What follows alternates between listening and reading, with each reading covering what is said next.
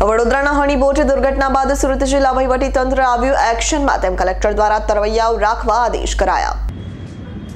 બડોદરાના તળાવમાં થયેલી દુઃખદ ઘટના બાદ રાજ્ય સરકારના આપત્તિ વ્યવસ્થાપન વિભાગ દ્વારા જે સૂચનાઓ આપેલી હતી એના ભાગરૂપે સુરત જિલ્લાના આપત્તિ વ્યવસ્થાપન વિભાગે મહાનગરપાલિકા અને તમામ નગરપાલિકાઓ, ગ્રામ પંચાયત અને સ્થાનિક સંસ્થાઓ જે જિલ્લામાં બોટિંગ કરતી હોય છે એમાં હંગામી ધોરણે તમામ બોટિંગ એક્ટિવિટીઝ બંધ કરી દેવામાં આવેલી છે અને એના સાથોસાથો અમુક અહેવાલો દરેક વિભાગ પાસેથી અને દરેક સંસ્થા પાસેથી મંગાવવામાં આવેલા છે। એમાં આપણે પ્રથમ તો કુલ કેટલા વેસલ્સ અત્યારે કાર્યરત છે એની ગણતરી કરવામાં આવશે, એનું રજિસ્ટ્રેશન થયેલું છે કે નહીં એ ચકાસણી કરવામાં આવશે, એની યાંત્રિક ગુણવત્તાનું પ્રમાણપત્ર સંસ્થા દ્વારા રજૂ થયેલું છે કે નહીં એની ચકાસણી કરવામાં આવશે।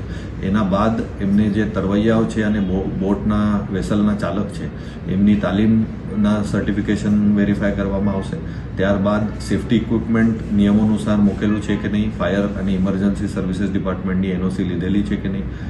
એ બધી ચકાસણી કરવામાં આવશે અને એના બાદ જ આપણે આપત્તિ વ્યવસ્થાપન વિભાગની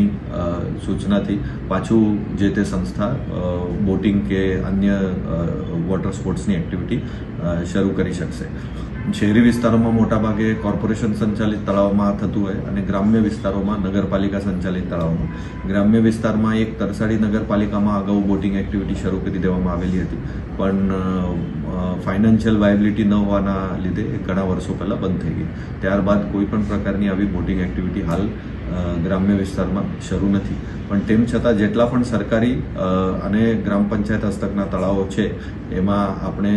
આખું રીસર્વે મામલતદારો મારફત આપી દીધું છે કે કોઈ ભૂલથી પણ ગેરકાયદેસર રીતે આવી પ્રવૃત્તિ ન કરે। પરંતુ ગ્રામ્ય વિસ્તારમાં મોટાભાગે જે સ્થાનિક બોટ દ્વારા વહન થાય છે એ જે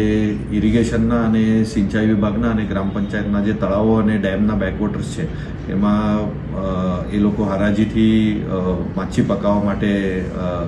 ટેન્ડર આપતા હોઈએ છે અને એના ભાગરૂપે જ બોટિંગ એક્ટિવિટી થતી હોય, બાકી અન્ય કોઈ passenger related commercial boating activity જિલ્લામાં ગ્રામ્ય વિસ્તારમાં શરૂ નથી।